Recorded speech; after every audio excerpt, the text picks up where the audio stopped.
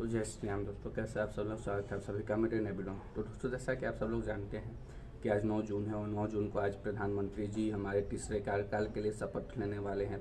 हालांकि इस बार का जो कार्यकाल है वो पिछले 2 बार से अलग होने वाला है, क्योंकि पिछले 2 बार हमारी भारतीय जनता पार्टी जो थी वो पूर्ण बहुमत में थी। तो जब पूर्ण बहुमत में थी तो प्रधानमंत्री जी बड़े बड़े फैसले लेते थे, जैसे कि 3 तलाक का हुआ, धारा 370 हो गया, राम मंदिर बनवाने का जो फैसला था।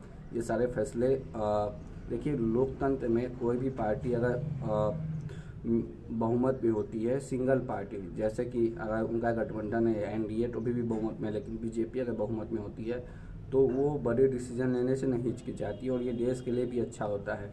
लेकिन क्या होता है कि जब कई पार्टियां मिल के सरकार चलाती है तो वहाँ पे देश के लिए बड़े डिसीजंस लेना मुश्किल हो जाता है, क्योंकि आपको सबकी विचारधारा को साथ लेकर चलना है। कोई एक मना करेगा, कोई एक कहेगा ले लीजिए, कोई एक कहेगा मत लीजिए। तो ऐसे में सरकार को बहुत ही ज़्यादा दुविधा होता है कोई भी बड़े डिसीजन को लेने। मान लीजिए पीओके का ही डिसीजन लेना है सरकार को, तो सरकार को अपने सारे दलों से पूछना है। ऐसे भी सरकार पूछती, लेकिन सरकार डिसीजन अपने मन से लेती, क्योंकि सरकार को पता है कि हमारे पास बहुमत है, ये अगर हमें छोड़ के चले भी जाएंगे तो कोई दिक्कत नहीं।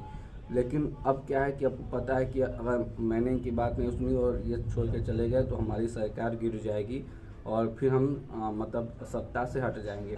तो ये दबाव होता है डिसीजन लेते समय किसी भी सरकार। तो मोदी जी का इस बार मतलब बहुमत नहीं आया है, तो बड़े फैसले जो है होने में तकलीफ़ होगी, लेने में तकलीफ़ होगी।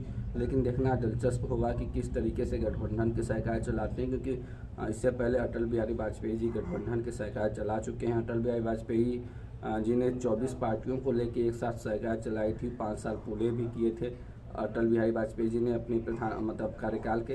तो देखना दिलचस्प होगा कि नरेंद्र मोदी जी कैसे कार्यकाल को चलाते हैं और नरेंद्र मोदी जी कैसे इसको पूरा करते हैं, और कितने बड़े बड़े फैसले वो ले पाते हैं, कितने बड़े बड़े फैसले नहीं ले पाते हैं, और कौन कौन से मंत्रियों को वो शपथ दिलाते हैं। क्योंकि अभी तक तो जिन मंत्रियों को मोदी जी का मन करता था उन्हीं मंत्रियों को शपथ दिलाते थे, वही डिसाइड करते थे कौन मंत्री बनेगा और कौन किस विभाग का मंत्री बनेगा। लेकिन अब क्या है कि अब गठबंधन की सरकार है, तो यहाँ पे जो आपके सपोर्टिव दल हैं उनकी भी बात को आपको सुननी होगी, उनकी भी बातों को माननी होगी। वो जैसा बोलेंगे तो वो भी अपनी अपनी डिमांड अब रखेंगे और उनकी डिमांड का अब सरकार पे दबाव भी रहेगा, उनकी डिमांड को भी मानना पड़ेगा सरकार को। तो ये सारी चीज़ें हैं, तो हम सब देखने के लिए एक्साइटेड हैं कि कौन कौन से जो हैं मंत्री आज शपथ लेंगे और कौन कौन से मंत्रियों को कौन कौन सा मंत्रालय दिया जाएगा, ये भी देखने के लिए, क्योंकि बहुत सारे नए लोग भी वहाँ गए हैं।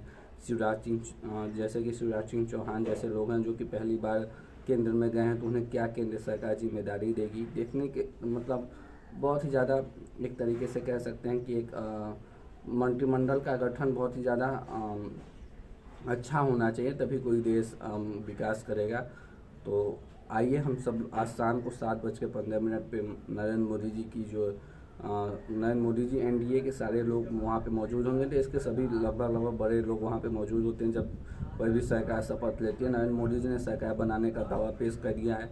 एनडीए के पास एनडीए गठबंधन के पास बहुमत भी है, मेजॉरिटी भी है सरकार बनाने के लिए। तो ये देखना दिलचस्प होगा कि कौन कौन से लोग कौन कौन से मंत्री पद के लिए शपथ लेते हैं और कौन कौन से नए लोग शामिल किए जाते हैं मंत्रिमंडल में, कौन कौन से पुराने लोग निकाले जाएंगे मंत्रिमंडल से। ये सब देखना दिलचस्प होगा। तो चलिए हम भी देखेंगे, आप भी देखिएगा। उसके बाद मिलते हैं आपसे अगले वीडियो में। तब तक के लिए जय श्री राम, धन्यवाद।